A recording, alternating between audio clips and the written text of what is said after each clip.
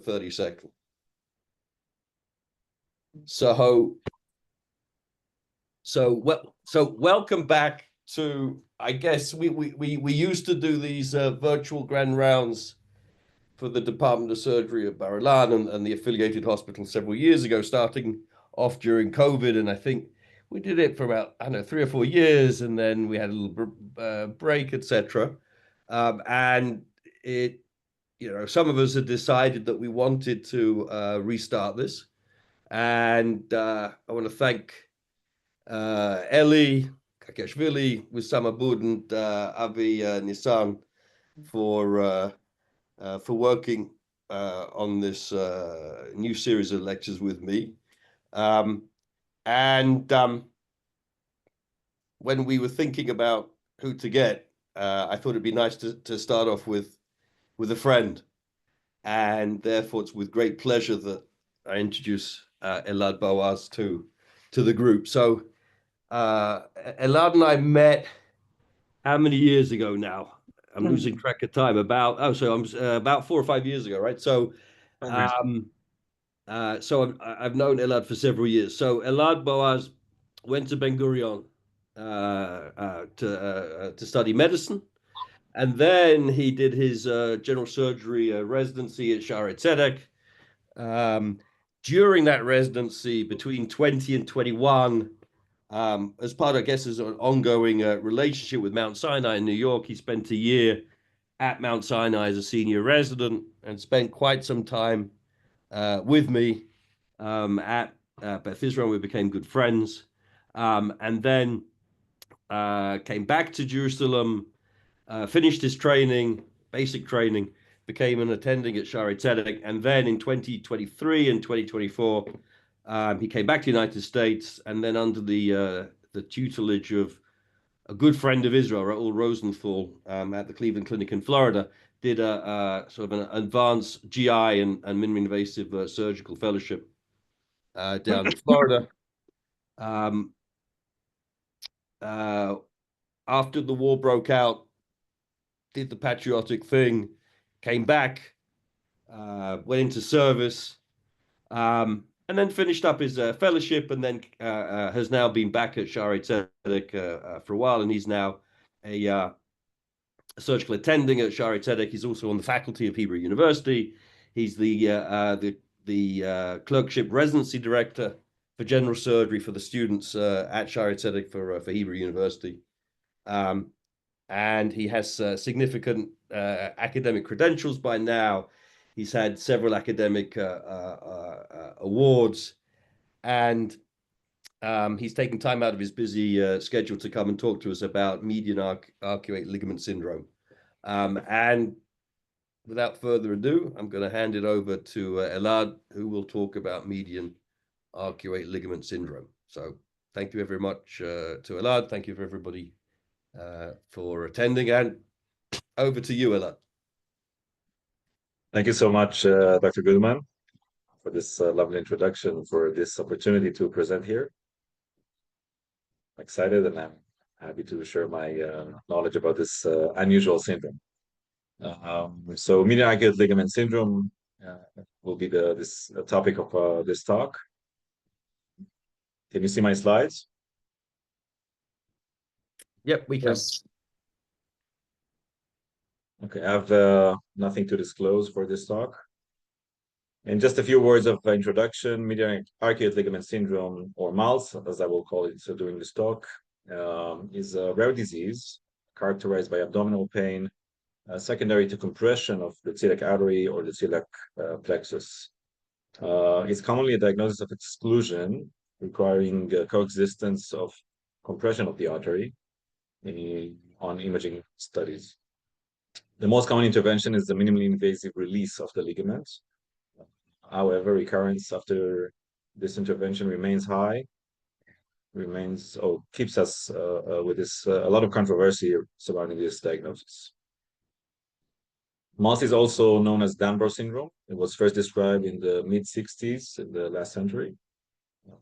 And it is believed to derive from a compression and narrowing of the celiac artery by the median arcuate ligament. Median arcuate ligament is a fibrous tissue connecting the right and left screws of the diaphragm. And the lower insertion of this fibrous muscle tissue or higher origin of the celiac trunk are believed to cause the symptoms that are associated with this syndrome. It is much more common among females with a median age of 30 to 50 and is associated with thin body habitus of the patients. The symptoms are non-specific or highly non-specific. This is one of the problems with this disease and the controversy surrounding it. Patients seek care and suffer from symptoms for a lot of time before they are diagnosed with MALS, again, a diagnosis of exclusion. Most common symptoms are epigastric pain, postprandial or post-exertion pain, nausea, vomiting, weight loss, food aversion, and so forth. Again, but those symptoms can be associated with a lot of other more common diseases such as peptic ulcer disease, biliary diseases, gastroparesis, and so on. The pathophysiology is fully understood. The two main theories behind the pathophysiologies are either ischemia, transient ischemia from compression of the celiac trunk, mainly postprandial ischemia when the stomach dilates and requires more blood supply. And the second theory is compression of the celiac ganglion that is causing neurogenic pain. This is also supported by good response of the majority of patients. I will show that later on in my talk to celiac ganglion block, usually done preoperatively. Again, and this will be repeated during this talk, we have to exclude other alternative causes of abdominal pain before establishing the diagnosis of MALS. Usually, we see these patients after they saw many different doctors and disciplines on the way and underwent endoscopies, CTs, ultrasounds, and still have symptoms. Sometimes they undergo surgeries to remove their gallbladders and so on, and they still have the pain, still have the symptoms, and eventually they come to us with findings of compression of the celiac plexus or the celiac trunk, usually using a CT angiography or MR angiography, and what we believe is the best modality nowadays, which is mesenteric duplex ultrasound, which is a dynamic study. And I will show this in a picture in a second. This allows us to show the differences in the variability in the blood flow and the velocity of the blood flow in the celiac trunk during expiration and inspiration. The problem with relying on imaging findings alone is based on the high or number of studies, population studies that show that the existence of celiac artery stenosis is not enough to produce symptoms. Looking at a large number of studies, only 1 out of 8 patients with celiac stenosis of more than 50% will produce symptoms. This is why, again, this is a diagnosis that requires both the classic symptoms and the existence of stenosis in order to establish it. A couple of examples in these images. On the left, you can see a 3D reconstruction of an MRA showing clear compression of the celiac trunk at its origin. And on the left, again, the utility of dynamic ultrasound showing the compression of the celiac artery during expiration in comparison to inspiration. The management, and I will elaborate on this part in the second half of this talk, is surgical. We don't have other solution to this syndrome.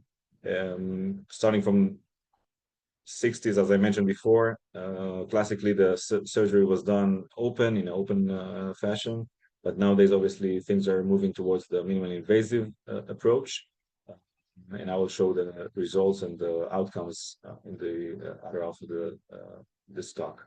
Just to re-emphasize that the treatment is suggested only to symptomatic patients. Again, the existence of the celiac artery stenosis is not an indication for intervention by itself. I'll give a short example of a case that I saw last year during my fellowship. A 57-year-old female that presented with 4 months of postprandial abdominal pain, nausea, and vomiting. Again, the classic symptoms, and was found to have, after exclusion of other more common diagnosis, with a celiac artery compression on MRI angiography and on mesenteric duplex ultrasound. Following the establishment of MALS diagnosis, it was discussed with her to proceed with the release of the ligaments, and this was done, and I will show you this in this video. Usually we use 5 trocars of 5mm or 10mm trocars. Procedure begins on the left side of the stomach, on the on the right side, on the pars flaccida or the gastrohepatic ligament. We identify the esophagus and dissect around the esophagus to expose the hiatus and the right and left screws of the diaphragm, obviously trying to avoid any damage to the esophagus and the vagus. Following this, we continue on our dissection, looking for the left gastric artery and vein. Here we mark them with this blue vessel loop. And I have to be honest and say that there are few different approaches for this procedure, and people who do this are trying different techniques, but the outcomes, which are disappointing, and I will elaborate on this in my next slides, are still the same. We started a section on the hiatus in a top-down fashion, lysing this fibrous tissue that I can see from the V shape of the hiatus downwards towards the celiac trunk origin. Using blunt and sharp dissection, we identify the aorta, which is found right there in the middle.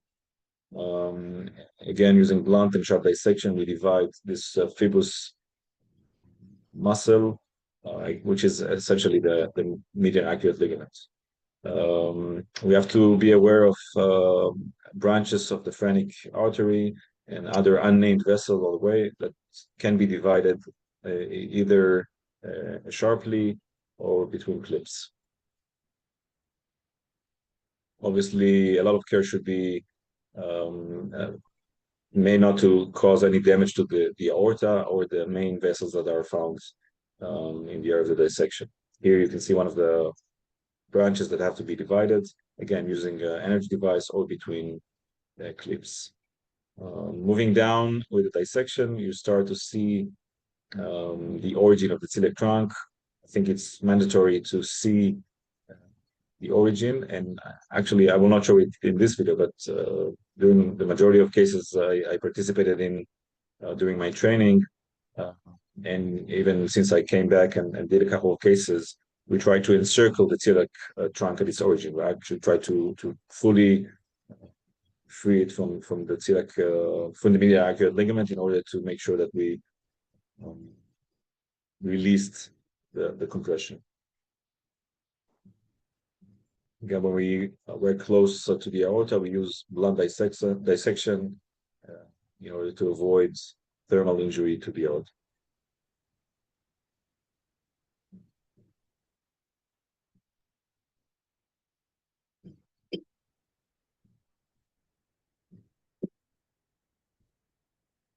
Here you can see the anatomy of the hepatic artery on the left, the splenic artery, and the celiac trunk on the top. This is what we see, want to see at the end of the procedure. Obviously, the left gastric artery, which is still marked with a blue vessel.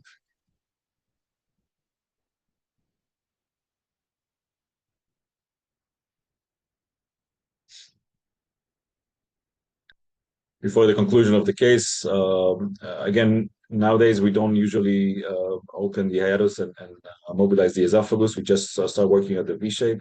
But here we, because we did open the hiatus, we had to close it using a 2-0 Prolin dentated suture.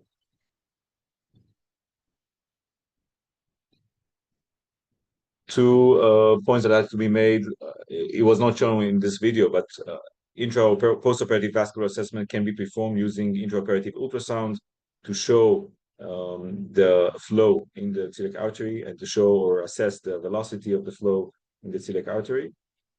And sometimes in patients with complete or almost complete or near complete occlusion of the celiac artery, it can be done in a combined procedure with our vascular surgeon colleagues to decompress or open the occlusion of the celiac trunk. This can be done combined in the same procedure or in a delayed fashion for symptom recurrence, as I will show in the next slides. Usually the post-op course is short, requiring only 1 day of observation, and patients will go home like this patient on the post-operative day number 1. What about the outcomes? I think this is the main point of this talk. What do we know about the outcomes of minimally invasive release of the median arcuate ligaments? And the results are disappointing. I think this point has to be emphasized. So this is a recent systematic review and meta-analysis published in 2022, showing the number of patients with improved symptoms or that are completely asymptomatic following intervention. And based on the red dots, you can see the high variability among these different studies, showing a symptom relief of more than 70% from 3 to 230 months after treatments. Obviously, none of these are randomized controlled studies. These are all retrospective studies, and this has to be taken into consideration. Another study showing the high variability, different approaches, different operative times, different length of stay, but look at the difference in the symptom relief. 20% versus 9% at 1 year, and I would say an average of 50% at 3 years. So probably we don't really understand what is the disease and how we solve it. Again, and this is the biggest study published to date, combining more than 500 patients undergoing release of the ligament, either open, laparoscopic, and robotic, showing long-term results. This is from 22 centers around the world. Again, slightly better results with the laparoscopic approach. This is the red line here. But again, if you look at 3 years following the procedure, we talk about slightly more than 50% freedom from treatment failure, and either robotic and open approach even lower than 50%. So we're talking about 50% success in the outcomes of these procedures. During my fellowship in Cleveland Clinic, Florida, I had the ability to look deep into this disease and conduct this study. I think this is the biggest study from 1 or 2 centers, essentially from Cleveland Clinic, Florida, and from Cleveland Clinic, Ohio, looking at more than 160 patients that underwent minimally invasive release of the ligament between 2015 and 2021. We looked into their demographics, their symptoms, treatment modalities, and outcomes, and defined the primary outcomes as the short and long-term treatment failure. Demographics align with what is reported in the literature. Average age of 39, and the majority of patients are non-Hispanic white females, 80% of the patients. Looking at comorbidities, again, this aligns with what is reported in the literature. About 40% are combined psychiatric illnesses, about 25% hypertension, followed by IBS, and chronic pain issues as reported here. What about symptoms? And I mentioned this before. The symptom duration, look at that. The mean symptom duration was 3 years, more than 3 years, 37 or almost 38 months.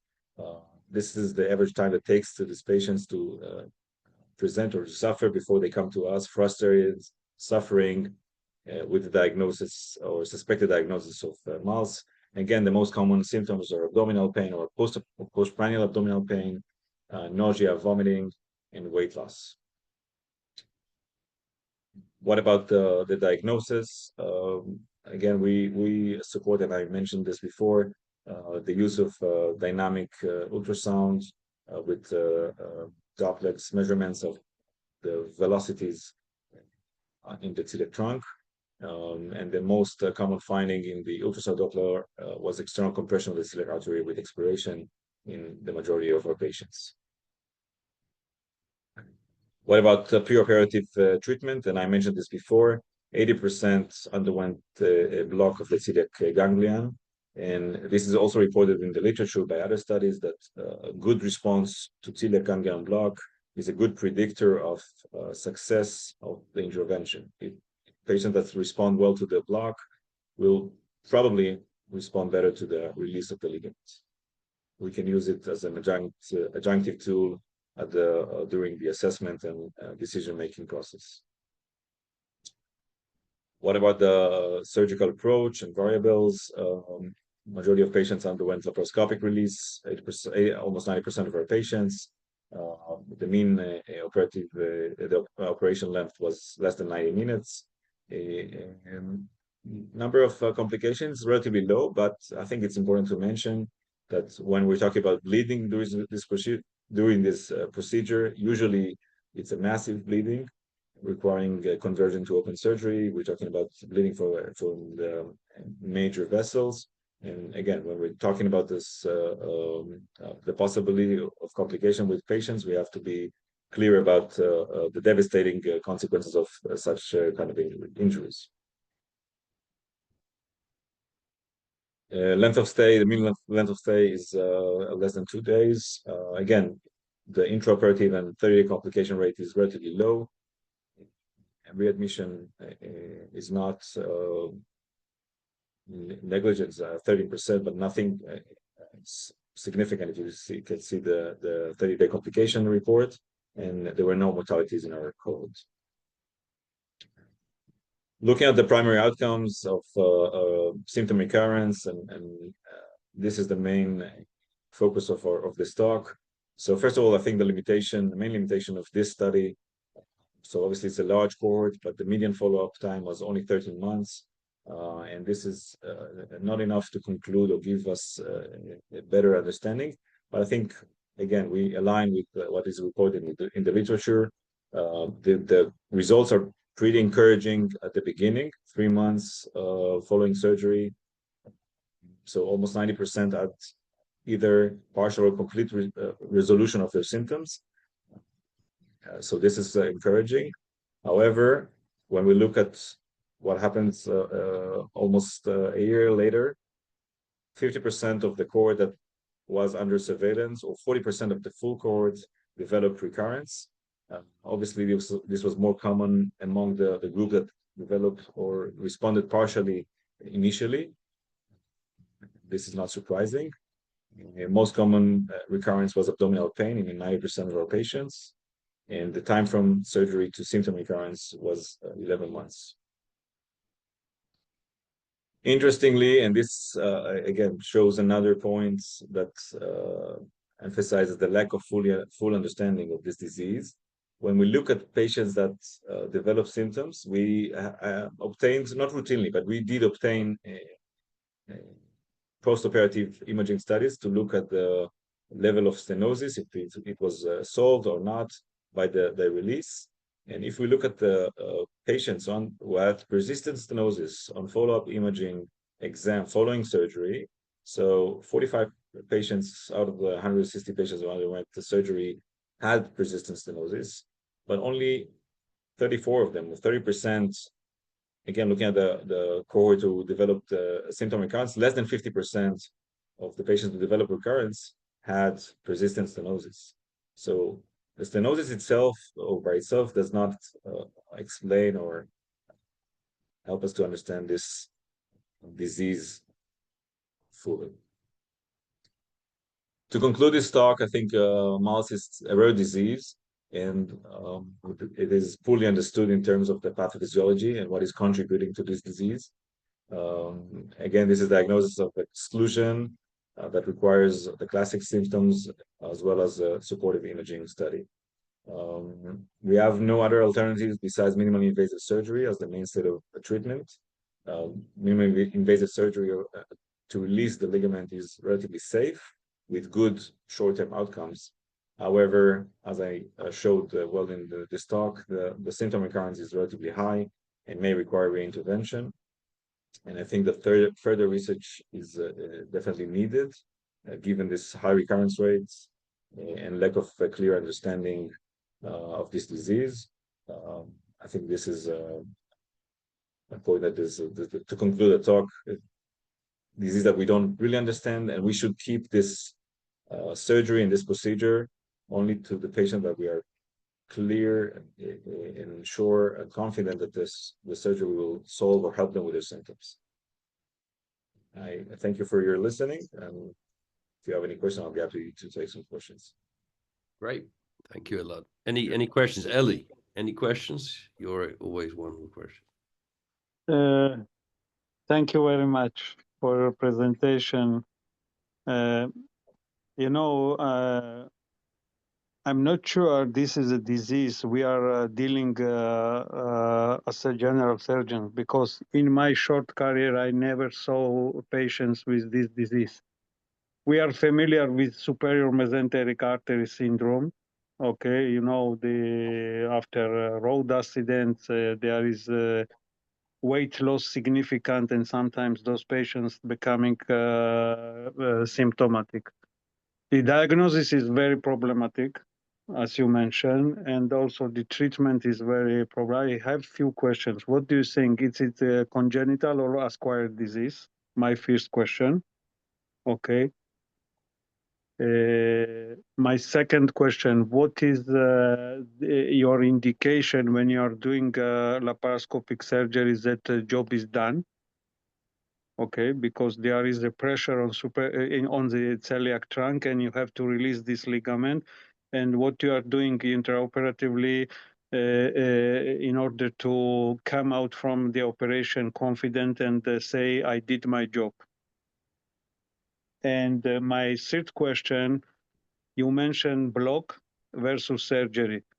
What are you using for block usually when you are doing celiac block? Okay, thank you for these wonderful questions. Let me start with the third question. Usually, we don't do the blocks by ourselves. We refer these patients to our colleagues from pain medicine. They do it either directly with injections posteriorly from the back. Some patients, because of technical issues, underwent EUS guided block. But I think usually they use a combination of Americaine and lidocaine, but I'm not 100% sure about it. Not alcohol, yeah. Yes, yeah, but I'm not sure. So this part, this is what I know. But usually we don't do the block ourselves. We refer these patients to the pain clinic. About the first question, regarding the first question, I think it's an acquired disease. Again, usually patients are in their 20s, 30s, 40s. We don't have a better understanding. What is the trigger of this disease? I mean, so it's a wonderful question. So I think one of the intriguing questions about this disease, we don't fully understand. I think a lot of patients do come to us following a radical weight loss. Patients that underwent radical diets and lost a lot of weight that can present, and this is kind of similar to SMA syndrome that we see a lot of times with SMA syndrome. I think it's quite easy to differentiate this from SMA syndrome. Usually in SMA syndrome, we do see at least, or we should see at least, some dilation of the duodenum and the stomach proximal to the SMA, and we don't see that in mouse, obviously. But we don't fully understand exactly what is causing this and why some patients, as I mentioned, some patients or majority of patients will have stenosis of the celiac artery without symptoms. So why do some patients develop symptoms and others don't? Yeah, exactly. It's a great question, and that's why it's a rare disease, and that's why I think the majority of general surgeons will not encounter this disease or operate these patients during their career. And that's why, the studies are limited and we don't have a lot of good data. Obviously, no prospective studies and no RCTs in this field. And the second question, remind me, What is the indication intraoperatively is that you did your... Right. So I think for us, obviously, and sometimes it is with a discussion with our colleagues from the vascular surgery, because if the obstruction or the occlusion is full, if we do know that the celiac artery is fully blocked before the procedure, sometimes we do want them in the room to do intraoperative ultrasound to evaluate for flow, see if they want to put a stent, do an angioplasty during the procedure. Otherwise, if there's no complete occlusion, what you usually want to do is to see the celiac trunk, to fully visualize the celiac trunk fully released. And as I mentioned, I didn't show that in the video, to fully encircle the vessel, to actually lift the vessel up in the air so that we can see that it's fully 360 degrees cleared from any fibrous muscle or fibrous tissue surrounded. Thank you. All right, I got a couple of questions. So why do you think that it's more common much more common in women than men? And next question is, are there any particular, say, anatomic variants of the celiac artery anatomy coming off of the aorta which may seem to predispose? And then lastly, what happens with recurrence? I mean, is there fibrosis around where you divide the median arcuate ligament, and that's why you get recurrent extrinsic compression? And then what do you do about the recurrence? So let me start with the favorite questions, first of all. Let me start with the last one. Sure. I think one of the problems is that part of the damage done to the arteries is non-reversible. And this is shown by and proven by studies. So sometimes chronic compression of the artery can cause intimal fibrosis, can cause a chronic inflammation inside the artery, which is not reversible. Even when we release the ligaments, some of this damage stays, at least by some partial existence, and then the process is non-reversible. More than that, moreover, I think we know that adhesions or scar tissue can form following any intervention, and this maybe contributes or might contribute to the late recurrence that we see. We see initial improve, right? I show that in many studies, but then eventually patients recur. Why? It's not clear because, as I mentioned, and I show that in the data, even when patients recur, it is not always supported by the imaging findings. And I think that some surgeons argue that if we truly believe that this is mouse, we should do everything in combination, not to wait to the recurrence, to do an angioplasty, to operate the patient during the index procedure, and not to wait to the recurrence. But again, it's not proven by any good evidence or good data. Why is it more common among females? Great question. I have no idea. You can give your assumptions. I have no idea, but this is, I think, you can see in every report and every study about this disease, these are the findings. So this is persistent among the different reports. And remind me, I think there was another question. So the last question was, are there any anatomic sort of variants of the celiac artery coming off of the aorta branching out that may predispose to this? Right. Or let's say variants in the takeoff of the celiac, in relation to the level off of the aorta. Right. So I think interestingly, there are a lot of findings. Sometimes we do find and we do see aneurysmatic disease of the celiac artery itself or its subvessel. So distally to the celiac trunk, we do see more arterial aneurysms that sometimes require other interventions besides the release of the median arcuate ligament. I just had a case a couple of months ago of a young lady with a aneurysm of the pancreatico-duodenal artery that we released the ligaments laparoscopically and then underwent embolization of the aneurysm. So it's interesting. It's a whole world of again, general surgeons and vascular surgeons are involved and treat this interesting disease. But as I mentioned, I think we have to be modest and to understand that before operating and even establishing a diagnosis, we have to be very careful and cautious. Right. And just from a technical perspective, I mean, how does it the ease of performing the procedure, how does that compare robotically versus laparoscopically? Is this an operation that is more elegant, less stressful, easier to do when you're doing it robotically versus laparoscopically? I think this the answer will be based upon the preference of the surgeon. I feel comfortable doing laparoscopically, but I believe that robotic surgeons will say the same about robotic surgery. I think that the data in this specific field does not show superiority of robotics, actually shows inferiority. So, but again, these are small numbers, small studies, so it's hard to conclude. But I do understand, you know, this procedure can be done minimally invasive, either robotically or laparoscopically, in experienced hands with surgeons that feel confident in doing this procedure. Ellie, what do you think about the? I agree with him. I mean, you have to do whatever is convenient for you, but logically, one of the major complications of this procedure is severe bleeding, intra-abdominal bleeding. And if you have severe intra-abdominal bleeding, I'm sure robotically you can control it much better than by laparoscopy, definitely, because you are controlling 3 arms by during robotic surgery.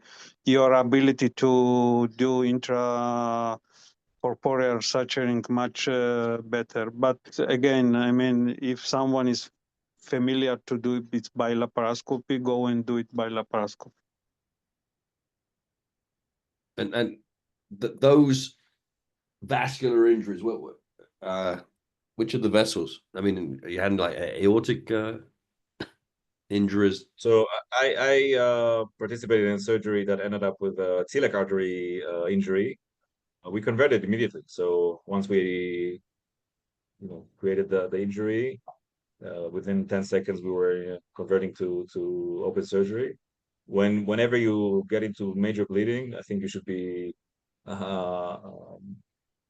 fast, call your vascular colleagues as soon as possible, make sure you don't make the damage worse.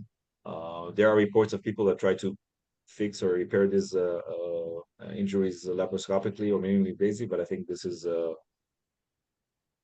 would say, arrogant. If you try to do this, I think you should convert as fast as you can, and this is part of the reason they have to be careful and cautious choosing the patients or establishing the diagnosis and the indication for surgery. I'm wondering what is the rate of bariatric patients with this syndrome? I mean, if there is connection between weight loss and this syndrome, when you're doing bariatric procedures, sometimes people are losing 80, 90 kilograms, What happened? Do you have any bariatric patient in your database? No, so interestingly, no. And again, I think I saw in this database only 2 or 3 patients that underwent bariatric procedures in the past. And I think again, if this was more common among bariatric patients, we should have seen more numbers or higher numbers in our clinics. So again, this is not fully understood. I think usually when talking about bariatric patients, even after they lose a lot of weight, they're still overweight, maybe not obese, but overweight. And here we're talking about mean BMI of usually 20, 21. So people are thin, in the low BMIs. So maybe this is the explanation. Yeah. All right. Elad has to go to the operating room. He has to earn his keep. So we're going to say thank you very much. It was a very interesting topic, interesting presentation, and thank you again. And just to let everybody know, thank you for attending. That we'll send out an email, but in about 4 weeks' time, on June 26th, we'll have another Cleveland Clinic presentation. In June, it will be Lucas Beffer. Dr. Beffer will be talking about complex abdominal wall reconstruction and, again, the different techniques. So thank you to Elad. Go off and save a life. Everyone. And Thank you. Thank you, everybody, for attending. We are recording this, and we'll put it on LinkedIn so that people will be able to access the archived recording. Thank So you very much. everyone. Thank you. Thank you. And we'll see each other very soon. Bye-bye. Thank you for attending, everybody. Bye-bye.